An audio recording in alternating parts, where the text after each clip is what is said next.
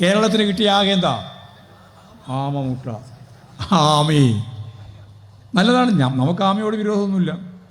ഞങ്ങൾക്ക് മനസ്സിലായി ഈ ഗവൺമെൻറ്, കേന്ദ്ര ഗവൺമെൻറ് നമുക്കൊന്നും തരാൻ പോകുന്നില്ല. ഇപ്പോൾ തന്നില്ലല്ലോ. ബഡ്ജറ്റിനെ പറ്റി ഇവിടെ പറഞ്ഞില്ലേ? ബഡ്ജറ്റ് ശുദ്ധശൂന്യമാണ്. നമുക്ക് ആകെ കിട്ടിയത് എന്താ? പ്രസംഗം കേട്ടുകൊണ്ട് ഞാൻ പറയാം. എന്താ കിട്ടിയത് ഞങ്ങൾക്ക്? കേരളത്തിന് കിട്ടിയ ആകെ എന്താ?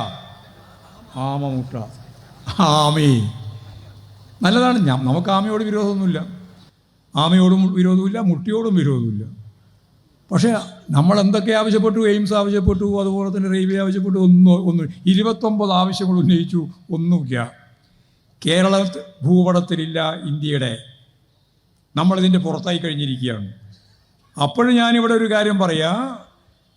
കേരളത്തെ ഇന്ത്യയിൽ നിന്ന് പുറത്താക്കാനാണ് കേന്ദ്ര ഗവൺമെൻറ് ഉദ്ദേശിക്കുന്നതെങ്കിൽ ഞങ്ങൾ കേരളം ഇന്ത്യ മാത്രമല്ല ഈ ലോകത്തിൻ്റെ മുമ്പിൽ അടയാളപ്പെടുത്തുന്ന ലോകോത്തരമായ നാടാക്കി ഈ കേരളത്തെ ഞങ്ങൾ മാറ്റും.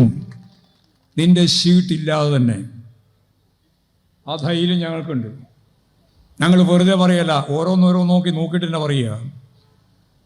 നിങ്ങൾ വിചാരിച്ചത് ഇവിടെ ശമ്പളം കൊടുക്കാനാവില്ല, ഇവിടെ ഒരു സംഘടനാ പ്രവർത്തനവും നടത്താൻ ഒരു വിഭാഗത്തിനെയും ഞങ്ങൾ അനുവദിക്കില്ല, അതിൻ്റെ ഭാഗമായിട്ട് ഇവിടെ സമരത്തോട് സമരം, കുഴപ്പത്തോട് കുഴപ്പം, ബന്ധോട് ബന്ദ്, ഇതൊക്കെ വരുന്നില്ലേ നിങ്ങൾ വിചാരിച്ചത്?